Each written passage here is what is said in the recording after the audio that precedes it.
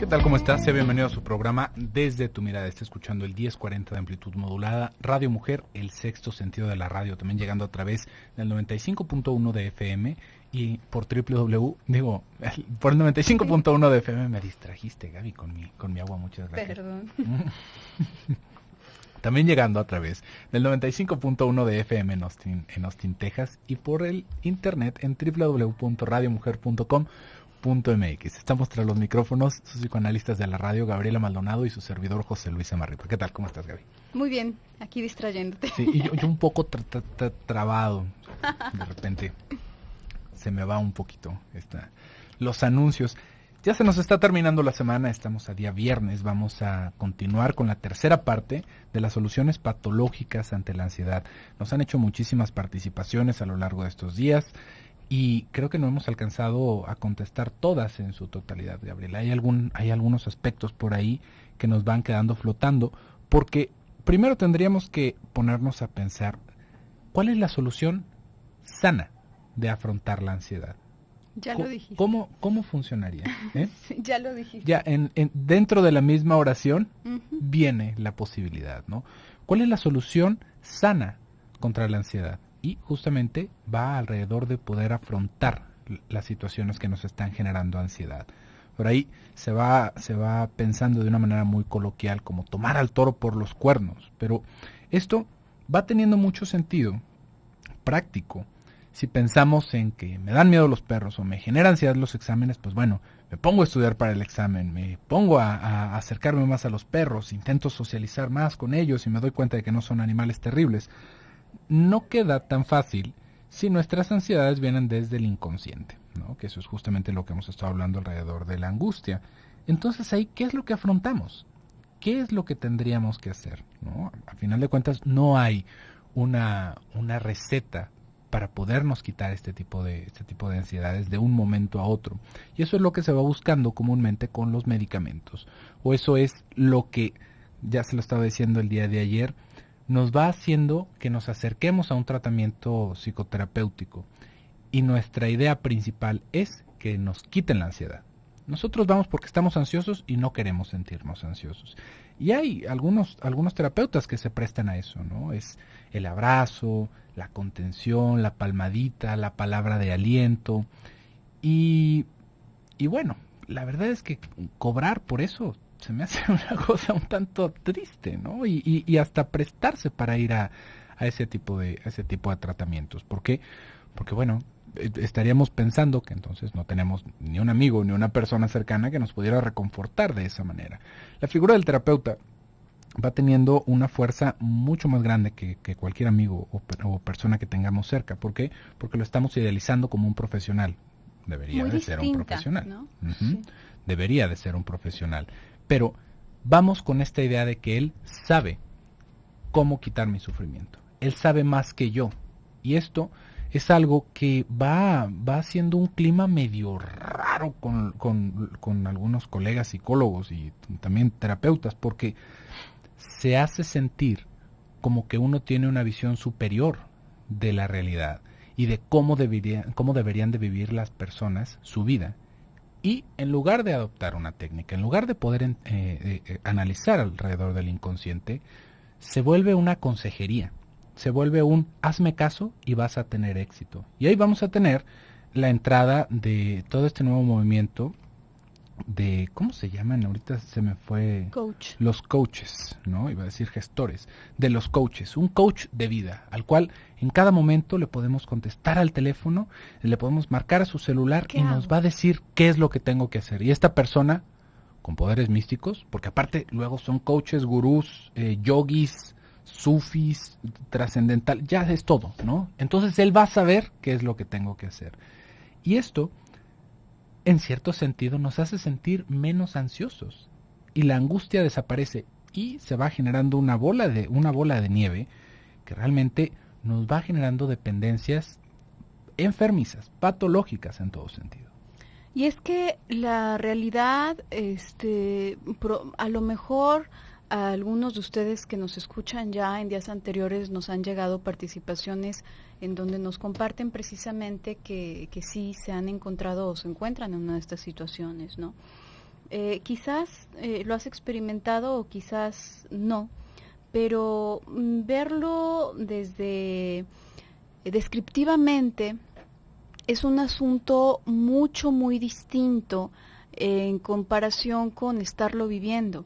Realmente la persona mientras lo está viviendo se asusta muchísimo, llega a tener fantasías de que esto le va a desencadenar algo terrible a un nivel otra vez. Recordemos que de lo que hemos estado hablando al menos hasta estos días, hablábamos de una cuestión reprimida que no encuentra otra salida. De todas maneras el afecto continúa ahí y un afecto sin nombre, vamos a pensar, decíamos, se siente una gran agresividad hacia un hermano, hacia el hermano menor, por ejemplo. Esto no se puede tramitar por considerarse terrible, entonces queda reprimida la idea de que odias a tu hermano menor, ¿no? Queda reprimida la idea, sin embargo, el afecto no nos podemos deshacer de ello. Lo único es que queda separado de la raíz, queda separado de el motivo real por el cual existe ahí esa agresividad, ¿sí? Y se queda flotando como, digamos, sin tener un referente, sin tener un nombre, ¿no? Entonces, todos esos afectos que quedan así flotando se traducen en angustia, a final de cuentas. ¿Por qué? Porque no puedo decir, estoy harto de que mi hermano sea un inútil y de todas maneras siempre le solapen todo, porque no puedo nombrarlo, no puedo ubicarlo. Entonces, a final de cuentas, se queda ahí el afecto solito flotando y lo único que se siente es un algo que no es muy claro y entonces decimos me siento angustiado, ¿no? O a lo mejor ni siquiera eso alcanzamos a decir, pero se experimenta esto. Las personas se van haciendo ciertas ideas y recuerda esto que comentábamos, nosotros nos vamos a crear una hipótesis a propósito de todo lo que nos acontece, no nos podemos quedar nada más en blanco, ¿no? Pues quién sabe por qué me esté palpitando tanto el corazón hoy, ¿verdad? Buenas noches. Pues no, definitivamente no. Vamos intentando explicarnos. Y estas hipótesis que se hace la gente, normalmente de verdad son de pesadilla. En verdad se vive una pesadilla.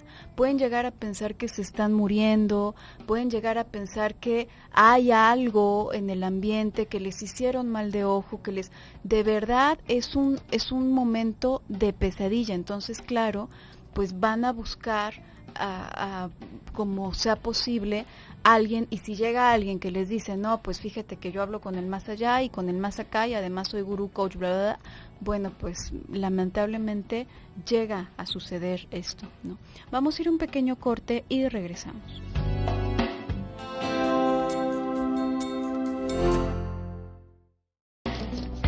Estamos de regreso en su programa Desde tu Mirada y estamos hablando el día de hoy sobre las soluciones patológicas ante la ansiedad. Antes del bloque comercial estábamos en esta pregunta, ¿y cómo es la manera sana de solucionar la ansiedad? Estábamos hablando un poquito de cómo consiste en afrontar, pero afrontar lo inconsciente. ¿Cómo se afronta lo inconsciente? De ahí viene esta idea alrededor de que debe de haber alguien al que le tengamos que preguntar. Y esto es un funcionamiento realmente muy normal, como seres humanos, muy normal. Es una cosa que vamos a tener modelada desde que somos pequeños. ¿Por qué? Porque nosotros, es más, usted lo puede ver en un niño, tal vez no se acuerde, pero ve un niño, el niño se cae, se raspa y voltea a ver a la mamá, ¿no? El niño no es me raspé, me duele, o no, se raspa, voltea a ver a la mamá, o a veces ni se raspó, voltea a ver a la mamá, y dependiendo de la reacción que hace la mamá, es lo que va a hacer el niño, ¿no? Si la mamá se levanta con una cara de sufrimiento, bueno, el niño cae al piso y llora, haga de cuenta que es el fútbol. Pero si la mamá le dice, a ver, sigue caminando, no te pasó nada, el niño como que hasta le da alguito de pena llorar, bueno. Hasta hay chiquitos que se hacen daño y no reaccionan al daño. Es exactamente lo mismo, ¿no? De repente vemos que hay niños que se dan un golpazo en la cabeza y se levantan y la mamá como si nada, ¿no? ahí lo que estamos viendo que sucede no es que sea un chantaje, ¿no? Porque esto lo va tomando muchas veces la gente, ay, mira, nada más es el chantaje, es para que lo chiquien, es para que... En cierto punto podríamos pensar que sí, pero lo que estamos viendo de fondo es la madre funcionando como un yo auxiliar del niño. La madre diciéndole al niño si le dolió o no le dolió, si está lastimado o no, si tiene hambre o tiene frío. Esa es la función de la madre. Y en un principio vamos haciendo, digamos, como un taller, una enseñanza de qué es lo que debes de reconocer tú como dolor. Si el niño se cae y no le pasa nada y empieza a llorar, la mamá le dice, no te pasó nada, nada más te duele, ahorita se te quita. Sigue caminando, sigue jugando, no pasa nada. El niño interioriza eso. Si la madre, para cada golpe que se da el niño, brinca, grita, llora y busca un culpable, el niño no va a poder interiorizar ese intercambio, esa idea en la cual él tiene que hacerse consciente de su cuerpo. Esto todavía es más complejo cuando involucran las emociones. Porque a los niños les pasa algo, empiezan a llorar, ¿y qué hacemos? No llores, ¿no? No llores, eso no es para llorar. ¿Quieres que te dé algo para llorar? No, bueno, qué manera de fregarles el desarrollo a los chamacos. Ahí va mucho más allá. ¿Por qué? Porque la madre tiene que explicarle al niño qué es lo que siente, qué es lo que está pasando. Se le murió una mascota y el niño no sabe qué hacer en sí. Vamos viendo que se confunden porque no tienen representación de lo que está sucediendo, ¿no? El niño tiene un accidente muy serio y el niño no sabe qué es lo que le está pasando. De repente lo pueden estar suturando y el niño no sabe, o el niño está enfermo de algo y no le queremos decir. El niño no lo puede procesar si nosotros no se lo decimos. Con las emociones es lo mismo. Si se sienten tristes, si están molestos, si tienen un arranque de odio, si tienen toda esta gama de emociones, también la madre le tiene que explicar. Esto va a tener, digamos, un momento muy especial en nuestro desarrollo. Y de ahí para adelante nos toca a nosotros empezar a reconocer. Todavía la madre y las personas de alrededor nos van siendo auxiliares para esto, ¿no? ¿Sabes qué? Es que estoy muy desesperado. No. Lo que pasa es que no has estudiado. Bueno, no, pues sí es cierto, no he estudiado y por esto, pues ponte a estudiar y ya con eso. Bueno, eso todavía lo vemos en la adolescencia, en la pubertad. Pero este mecanismo, digamos que es uno de los tantos que van influyendo en qué tanto nos angustiamos. Porque otro de esos sería cómo usamos la censura. Mientras más cosas censuremos en nuestra vida, dentro de las ansiedades neuróticas, que son las que estamos hablando en un principio, más propensos vamos a ser a caer en un ataque de ansiedad. Y la censura también viene por parte de la educación. Papelazo que se tienen que aventar las madres para poder hacer. Y el padre también, ¿no? Si hablamos de la censura, sobre por todo. supuesto.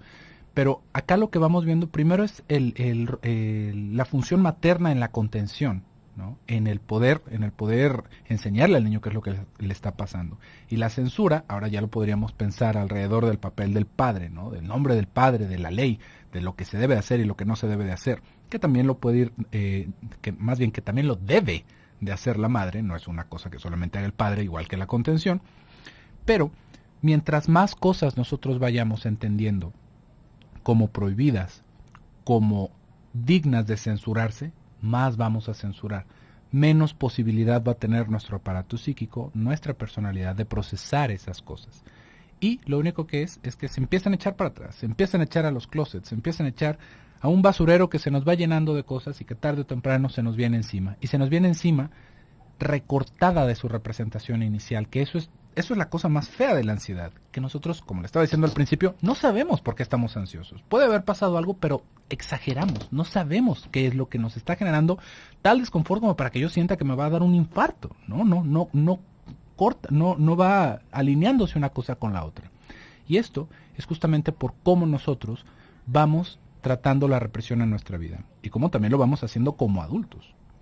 Sí, exactamente. Digamos que ahí las funciones, se dice que al inicio de nuestro desarrollo, pues una criatura no tiene un yo desarrollado, no tiene un psiquismo desarrollado realmente, es nada más la carnita. Digamos que la manera en la que se empieza a formar como persona es al principio la madre le presta su yo, digamos, ¿no? Es un yo auxiliar, se dice la madre.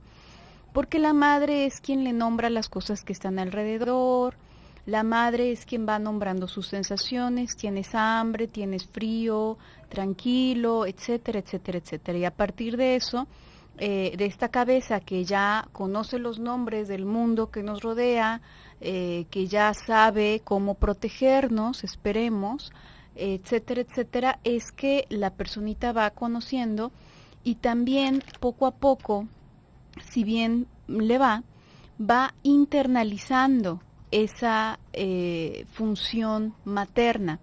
¿Qué significa esto? Que no toda la vida va a necesitar que la mamá esté cumpliendo todas esas funciones de yo auxiliar. Eventualmente el niño cada vez más, al principio únicamente puede llorar, a lo mejor no puede ni siquiera sentarse, ¿no? Porque su cuerpo tampoco se lo permite. No puede balbucear tan claramente, pero más y más adelante de pronto ya puede sentarse y entonces le permite esta capacidad de sentarse y estirar su manita hacia donde se encuentra usualmente el biberón, y la mamá ya de esa manera no tiene que estarle leyendo el pensamiento, ¿no? Ya puede saber, bueno, tienes hambre, ¿no? Ya puede empezar a balbucear, ya puede decir alguna boruca que se asocie a biberón. Y entonces, bueno, esto le permite, digamos que poco a poco se va deslindando, se tendría que ir deslindando la madre de estas funciones para que el niño vaya llevándolas a cabo por sí mismo, hasta el punto en que en una vida adulta sea él mismo capaz de brindarse esta contención, de poder tranquilizarse, de poder entender qué le está pasando, de no que no le caigan las cosas como baldazo de agua, de tener muchísimas otras alternativas además de la censura y la represión entre sus mecanismos de defensa psíquicos, etcétera, etcétera, etcétera. Cuando no pasa esto, es ya sea porque la madre o nunca se quiso hacer a un lado, no es mi chiquito y él no puede salir sin mí, y no casi en la escuela, bueno, ahí está como araña en el techo de la escuela viéndolo para que nadie le vaya a hacer nada, y si algún compañerito le dijo una grosería, bueno, es la que ya fue con la mamá y con la directora y lo hizo quedar en ridículo al pobre niño, y a mi hijo no le vas a hacer nada, etcétera, etcétera. Bueno, ¿qué pasa aquí? Como nunca se hizo a un lado, nunca le dio espacio para que creciera su propia capacidad para lidiar con la vida, a final de cuentas. Esa es una de las posibles situaciones. Otra es cuando la mamá, pues al contrario, ¿no? Le vale totalmente y el pobre niño se las tiene que hallar por sí solo, como Dios le dé a entender, para lidiar con absolutamente todo. Y entonces, evidentemente, lo que desarrolla la criatura, pues es algo maltrecho, es algo defectuoso, ¿no? No puede desarrollar vías y no puede desarrollar herramientas verdaderamente bien diseñadas como para valerse de ellas. Tuvo que agarrar a la carrera lo que tenía a la mano, si es que tenía a la mano algo, y a final de cuentas igual crece con este sentimiento de indefensión porque en efecto no tiene nada que lo proteja. En el otro caso, pues no se puede proteger a sí mismo porque depende constantemente de la madre o puede ser trasladado a cualquier otra figura. Vamos a ir a un pequeño corte y regresamos.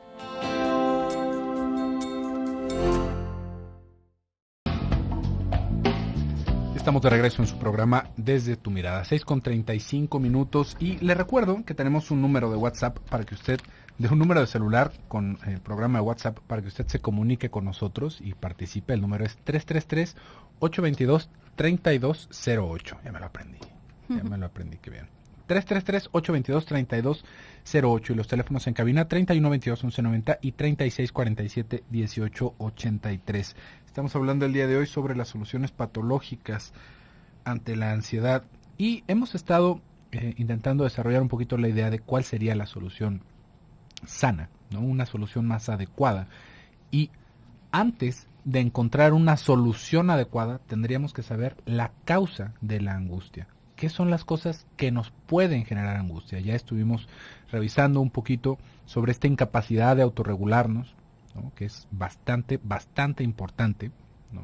posteriormente podríamos ver cómo es que nosotros vamos manejando la censura alrededor de nuestra crianza, ¿no? De nuestra educación.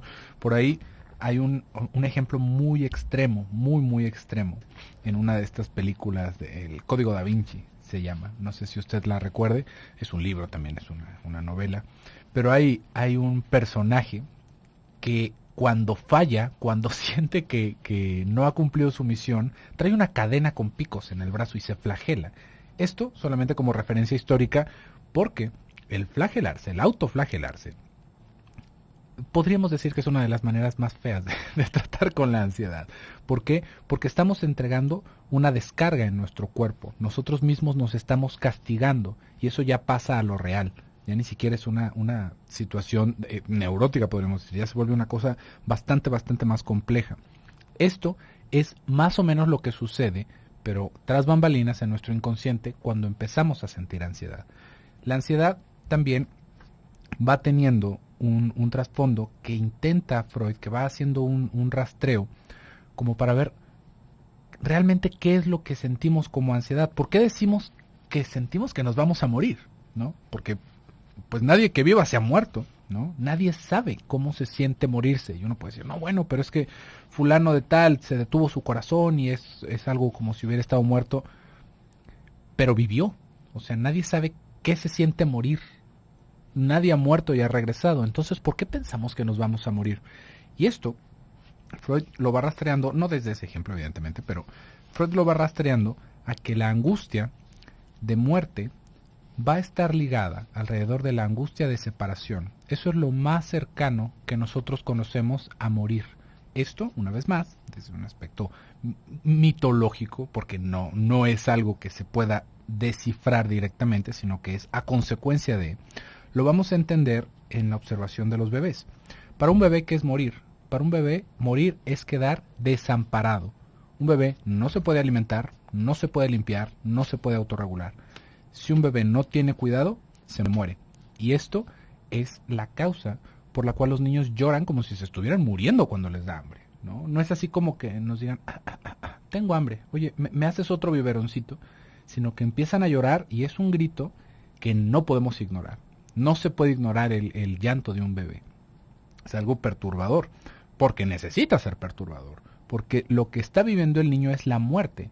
Siente que se va a morir efectivamente, ¿no? Que está desamparado y no hay más que lo que pueda hacer. No es que nos esté hablando a gritos, sino que es este llanto de desesperación lo que alcanzamos a ver. Es una descarga de esa criaturita.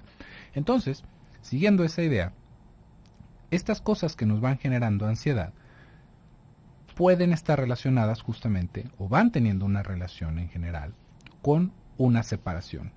Con algo que nos va a generar una separación o que nos está generando una separación. Esto pensémoslo un poquito, por ejemplo, en los momentos en los que las personas van teniendo ataques de ansiedad. Es muy común que ante la muerte de un familiar, los que eran más cercanos se desvanezcan, entren en una situación muy grave de ansiedad, al punto en el cual se les tiene que inyectar medicamentos, se les tenga que internar, pierdan conciencia de ciertos días en los que estaba sucediendo todo, o cuando hay alguien muy enfermo. Ahí podríamos entender la relación con la separación justamente con la muerte del otro, por la falta que me va a hacer a mí. Y es una falta que no se puede representar, que no se puede tramitar a nivel libidinal, y nos genera ese descontrol, ese desperfecto, esa falla sistemática, si lo quisiéramos pensar así, que nos desorganiza totalmente, porque en la ansiedad estamos viendo un intento de organización y la falla de la organización. Empezamos, ¿cómo lo podríamos decir? Empezamos a querer tomar control de las cosas en este respirar, porque siento que me estoy ahogando. Yo me siento que me estoy ahogando y empiezo a respirar más rápido y no me oxigeno, y eso me pone peor porque me empiezo a marear, me empiezo a querer como desmayar, empiezo a sudar, siento que me muero, y al final falla y caemos en un ataque de ansiedad. Entonces, tendríamos que pensarlo también alrededor de esa separación y cómo es que nosotros vamos viviendo y tramitando las separaciones. Sí, la cuestión es que angustia, vamos, una idea utópicamente, vamos a pensar en una persona totalmente saludable, con una vida, bueno, increíblemente saludable también, unas figuras paterna, materna, maravillosas, etcétera, etcétera, etcétera.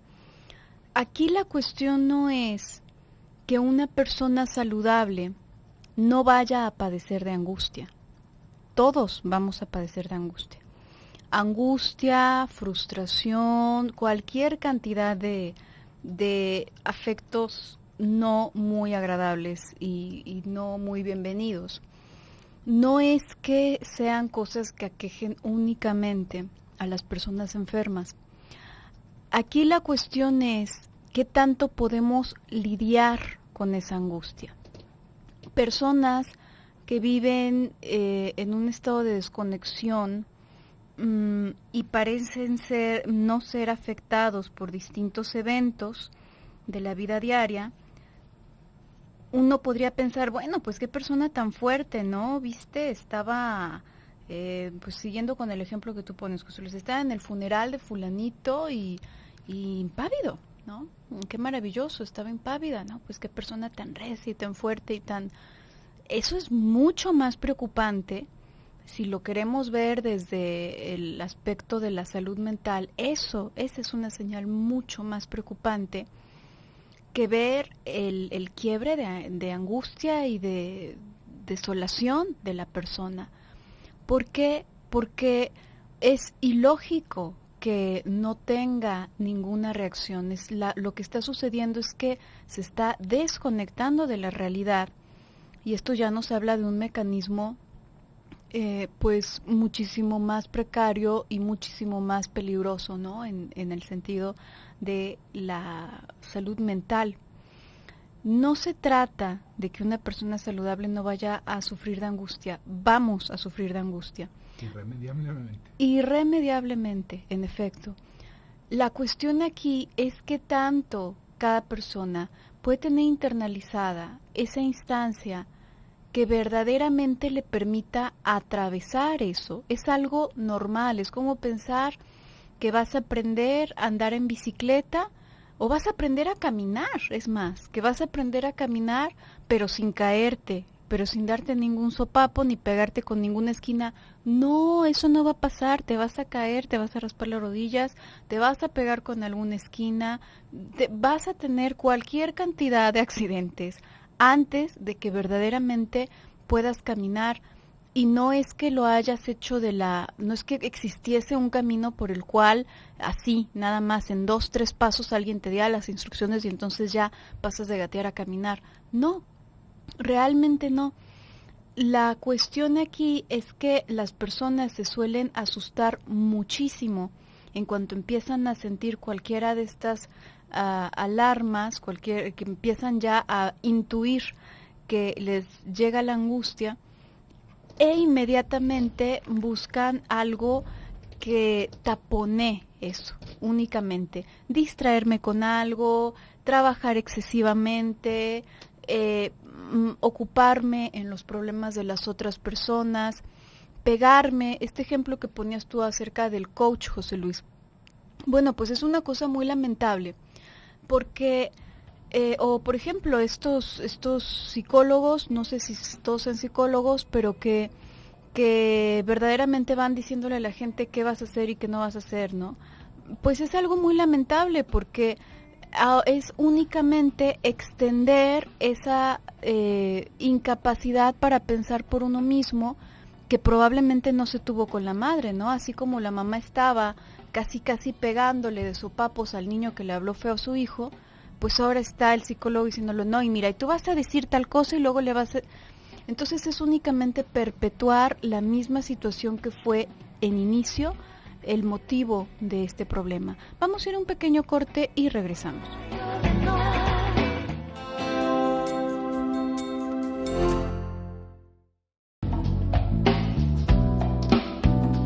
Estamos de regreso en su programa Desde tu Mirada. Ya estamos en el último bloque del programa del día de hoy. Les recuerdo, nuestro teléfono celular para que nos mande un mensaje por WhatsApp es el 333-822-3208. Y hemos estado hablando justamente de cómo es que sería la manera sana de afrontar la ansiedad. Y por un lado, justamente es eso, ¿no? Afrontarla. Y poner mucha atención justamente en cómo es que vamos manejando los asuntos de nuestra vida. Esto realmente es una trampa para nosotros, es una trampa de desarrollo. ¿Esto qué quiere decir? Que hay algo en lo que va a fallar, tarde o temprano va a fallar. Nosotros necesariamente estamos enfermos de cultura, estamos enfermos, neurotizados para poder funcionar en sociedad, si no, no sería posible. Y esa misma enfermedad, como lo iba planteando también Sigmund Freud en el malestar de la cultura, es la raíz de muchísimos de nuestros problemas, de que nos quedemos tanto tiempo en el trabajo, de que seamos tan malos para nuestras relaciones interpersonales, que nuestra vida sexual se vuelva una pesadilla de un momento a otro, la crianza de los niños. Todas estas cosas son un mal necesario, son un mal que tarde o temprano todos vamos a atravesar. Por eso es que se me hizo muy curioso como dijiste tú, Gaby, en esta situación utópica donde hubiera una persona sana, no hay. Nosotros nos imaginamos que la gente de afuera, ay, se ve que la tienen tan fácil, ¿no? Mira, nada se le atora, todo lo puede afrontar, se ve que se la pasa muy bien con su familia, que disfruta su trabajo. Eso no quiere decir que los otros no tengan problemas. Y esto es algo en lo que muchas veces nos vamos afrontando y todavía lo hace más grave, ¿no? Porque decimos, ay, ¿cómo es posible que yo me estoy preocupando de esto? Y hay tantas personas que tienen algún problema de salud gravísimo, que están en una situación económica precaria, y yo, que no tengo nada de esos problemas, me estoy angustiando de la nada. No se puede medir, no hay un angustiómetro en donde podamos validar o invalidar nuestras sensaciones de ansiedad. Esto es una vivencia independiente para cada uno. No podemos equiparar, porque uno puede decir, ¿cómo esa persona que está enferma terminal tiene una sonrisa y yo, que tengo todo lo necesario, me siento tan triste? No es equiparable. Quién sabe, y esa persona está sonriendo justamente pues porque ya lo aceptó, ¿no? Pues porque hay que disfrutar el tiempo que se tiene y ya, no hay mucho más para dónde hacerse, ¿no? Dentro de esta misma situación nos vamos a ir dando cuenta cómo la interacción con los demás es, digamos, lo que más fruto nos va a dar para no caer enfermos, en muchas situaciones que si nos quedamos solos nos empezamos a erosionar. Nos empezamos a erosionar justamente en esos trastornos de ansiedad. Por eso es que el contacto con otras personas es la raíz más habitual de que nos sintamos ansiosos. Y otra cosa, ¿no? De lo que hemos estado hablando, la ansiedad no es para que se nos quite. La ansiedad no necesitamos, no hay una situación imperativa para que dejemos de sentir eso. Si estamos sintiendo ansiedad, es un foco rojo de que algo está mal con nosotros. Si quitamos eso, es como si dejáramos de sentir cuando nos quemamos.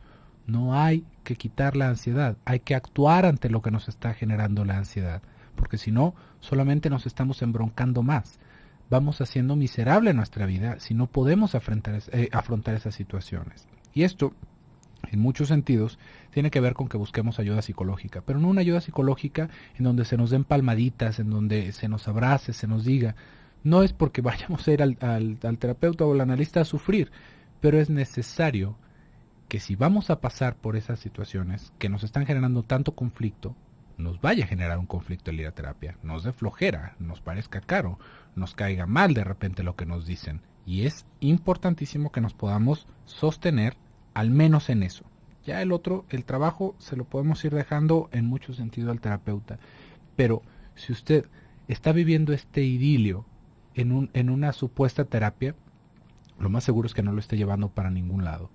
Para ningún lado. Solamente para esa aparente calma, esa aparente paz y, en muchos sentidos, hacer una relación de dependencia con alguien más. Ir, digamos, como renunciando a lo único que tenemos, que es nuestra capacidad de decidir, realmente. En lo poco que podemos decidir, vamos renunciando para que alguien más nos diga cómo. Porque él o ella seguramente sabe mejor cómo tengo que vivir mi vida.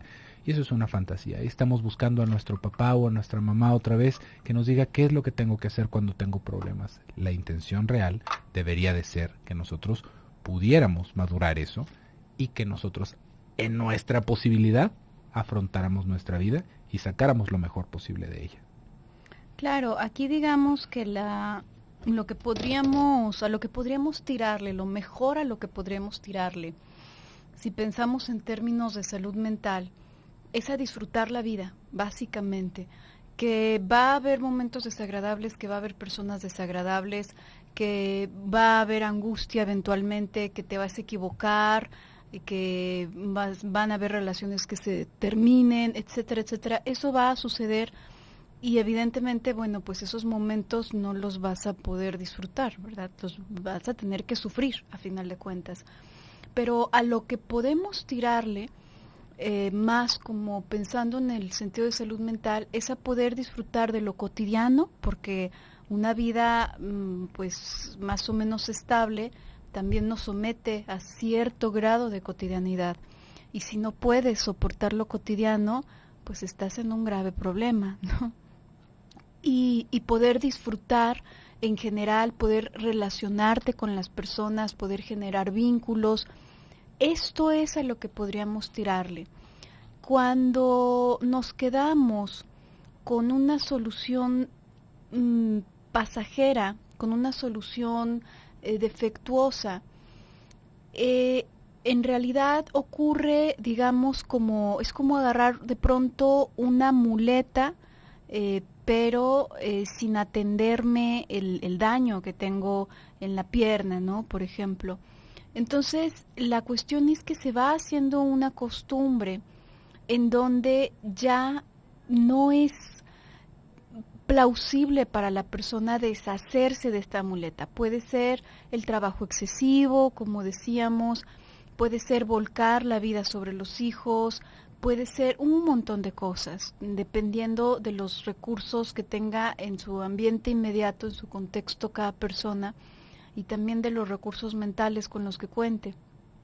La situación con esto es que nos encontramos haciendo un montón de cosas únicamente para evadir la angustia, ¿sí ves?